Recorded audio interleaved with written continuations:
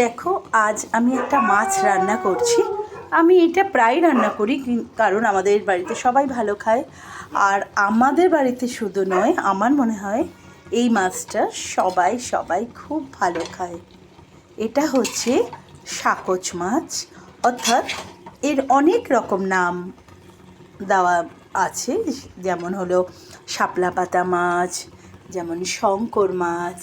তো এই মাছটা যেরকম খেতে খুব ভালো, সেরকম এই মাছ ভীষণভাবে উপকারী, ভীষণ উপকারী। তো আর আমার তো ভীষণ ফেভারিট এই মাছটি। তো রান্না হচ্ছে আজকে শঙ্কর মাছ। এটাকে মাংসের মতো কষিয়েই রান্না করতে হয়, তো সেইভাবেই রান্না করছি। তোমরাও সবাই এই মাছটা আনিয়ে খাবে, কারণ এই মাছের উপকারিতা সাংঘাতিক। তবে হ্যাঁ, এই মাছটার না এখন ভীষণ দাম। তো সবার অসুবিধা হয়তো